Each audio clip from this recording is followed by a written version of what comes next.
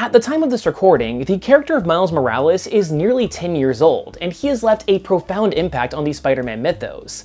Now look, I love me some Peter Parker, but Miles Morales is a new character for a new age. And over the years when I talked about my love for Miles online, I have gotten a lot of confusion and anger for some reason. Miles is just a carbon copy of Peter. Honestly, I don't think he is. I mean, sure, in the original comics, Miles and Peter did have a lot in common. And by that I mean they're nerdy kids from New York with a dead uncle. But also, that is a surface-level take, and outside of the obvious extra powers that Miles has in the form of his Venom Blast and invisibility, the two Spider-Men do have their differences. Yes, Miles does go to an elite school thanks to winning a lottery, but he doesn't always pay attention to his studies. He is quite intelligent, but was never a genius on par with Peter, and wasn't able to make his own web shooters. Instead, Miles relies on Parker's hand-me-downs. I mean, hell, Miles can't even make his own web fluid, and instead, his best friend Genki brews it for him. From a personality perspective, Miles is at first a lot less confident than Peter, and a hell of a lot more clumsy. He's also bogged down with great expectations. Even before becoming Spider-Man, Miles had insane pressure being slung on him by his parents, and when he did eventually get his powers, Miles had some big shoes to fill as Spider-Man, with Ultimate Peter Parker being dead. Miles has to deal with immense expectations being put on him by everyone. The city, S.H.I.E.L.D., other superheroes, his anti-mutant, anti-superhero father, Genki, Peter's family, everyone. The only person in Miles' life to not put pressure on him is his uncle Aaron. But even that was short-lived, because as soon as Aaron found out about his nephew's abilities, he immediately started blackmailing Miles to act as his personal enforcer so that Aaron could make a play at becoming the new Kingpin of New York. Most importantly though, especially since Miles is now a part of the main comic book continuity, is how he interacts with Peter Parker and the legacy of being Spider-Man. This concept of legacy isn't often explored in Marvel Comics, since for the longest time, the company has had a policy of not really doing sidekicks, but one of the biggest reasons why I love their competitors over at DC is because how much they do lean into legacy and superhero family units. Now, do I like that Miles has the title of Spider-Man? Yes and no. I love the idea that anyone can see themselves behind the mask, but I also think that it would be extremely powerful if Miles could craft his own unique identity a la Nightwing. He's his own person, and while expectations are the core struggle that he has to deal with, Miles has proven himself to be a fine hero in his own right, and doesn't need to be seen as just Black Spider-Man.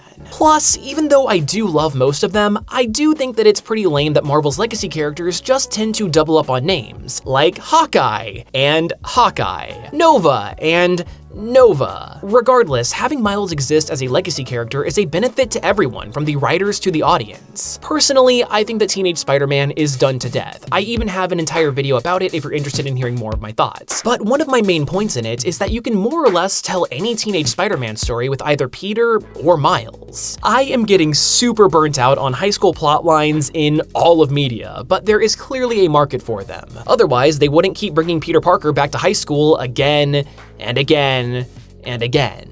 At least with Miles in the starring role for the high school narratives, you have the added complexity of him dealing with the expectations of being Spider-Man, and that single addition already changes up the teenage Spider-Man status quo in a great way that leads to more interesting plots. Not to mention that by not having decades and decades worth of Peter Parker's continuity and baggage to worry about, writers have more artistic freedom to make something original instead of trying to find ways to incorporate the same repetitive set of plot points and supporting cast from Peter's history. Additionally, by letting Miles cover the teenage Spider-Man stories, this frees up Peter Parker to be used in newer plotlines starring an older Spider-Man, and the complexities of navigating the world of being an adult. Besides, being a mentor to Miles also opens up an entire new avenue of potential narratives for Peter. This means that simply having Miles around makes Parker a much more interesting character, with a whole new set of potential storylines to explore. Between these two Spider-Men, writers can have their cake and eat it too, and we are the ones that reap the benefit of having all of these books to read. Now, I know that I am a comic book channel, and as much as I would love to go on and on about the comics, especially how I think that Miles' original stories are unfairly criticized by people with agendas, it's not my favorite version of the character. Yeah, big surprise. I loved Into the Spider-Verse, and especially what they did to improve upon Miles, making what I consider to be the definitive take on the character at the moment. In this incarnation, pressures and expectations are still at the core of Miles. I mean, it's not subtle in the slightest. However, most of Miles' supporting cast from the comics weren't seen much in the movie, with him instead bouncing off of all the alternate universe Spider people. Without his original supporting cast to rely on, this forced the writers of SpiderVerse to craft Miles more of his own unique identity, which I think was a very smart move. I especially love how they leaned into the biracial aspect of Miles' upbringing, with him occasionally speaking Spanish. I personally grew up with a Mexican stepdad, and this kind of dialogue was extremely common in my house. From my perspective, giving Miles these same mannerisms makes him feel like a more well-rounded and realistic character. We also saw a different take on Miles being less scientifically gifted than Peter. In the comics, we never really got to see much of Miles' school, with these scenes that are set there generally focusing on his time hanging out with Genki. But in SpiderVerse, we can see how Miles is struggling to fit in.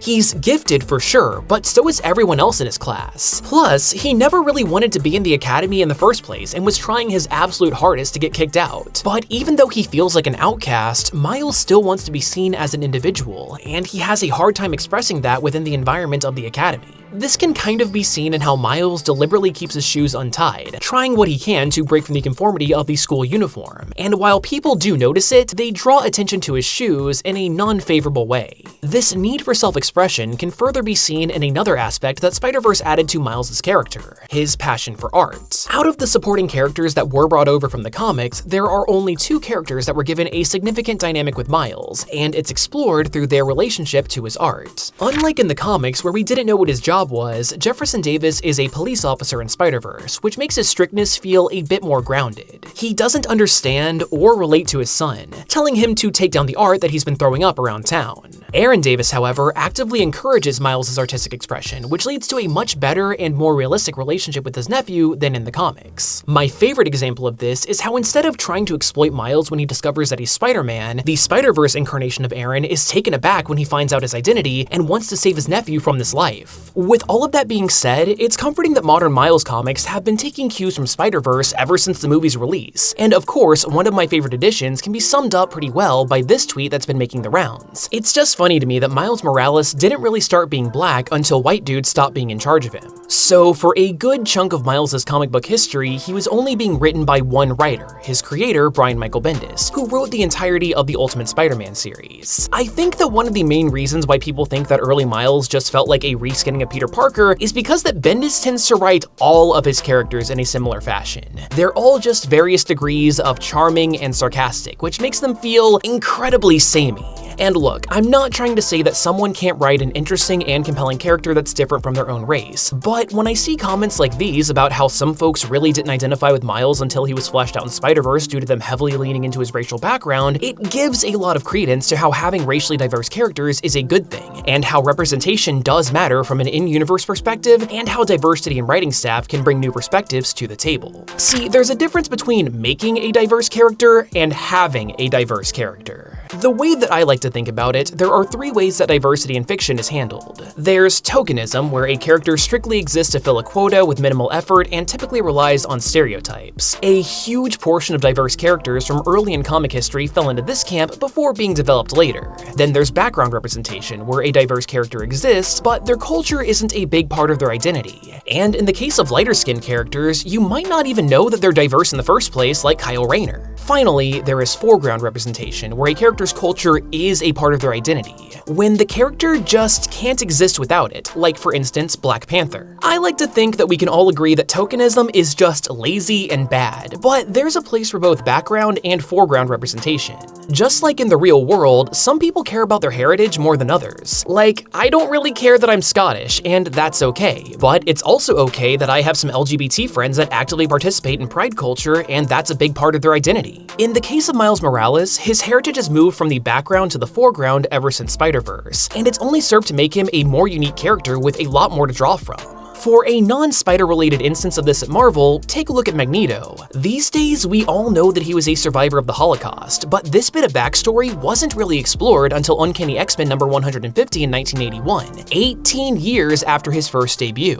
Magneto has lived through the attempted extermination of his people, and it radicalized him when he saw what can happen when people who want him dead amass the political power and influence to do so. By making this a part of his backstory and bringing his heritage to the forefront, the end result is a deeper and more nuanced motivation for why Magneto hates humans. Could this plot point have happened if Chris Claremont, the writer of X-Men 150, wasn't Jewish? Yeah, sure. However, Claremont is Jewish, and because of that, it makes a lot of sense why this would be something that comes to the front of his mind. Every single person on this planet has a different lived experience, and this means that there is a lot to draw from when it comes to writing. So having a diverse creative team just means that you're bringing more perspectives to the table, which means that there is a lot more to draw from rather than the homogenous status quo. I've said it before and I'll say it again. Diversity does matter, even if you personally don't care about it. And in the case of Miles Morales, a lot of people have been excited to see a character that looks like them in the pages of Spider-Man and on the big screen. And to some people, having him sound and act like a real person from their culture does matter as well, as it shows that their identity and culture is being taken seriously and is seen as commercially viable. Also, if people like this, let them like the thing. It's okay if you don't like it, but not everything is made for you. TLDR, I really like Miles Morales, and I think he's one of the best additions to the Marvel Universe over the past decade. He has a lot of narrative potential, he gives a good kind of added complexity to Peter's life, he's diverse, and is just a good character that I cannot wait to see more of. But anyway, that's all I have for today. So if you like this video, then why not consider subscribing or even watching another one? And if you liked this, well, good news, I have an entire playlist of every single one of my Spider-Man videos. So if you give that a click, you'll see some of the more interesting and obscure topics that I've talked about on this channel, so I'd appreciate it. But anyway, I hope you learned at least a little something new, and hopefully I'll see you next time.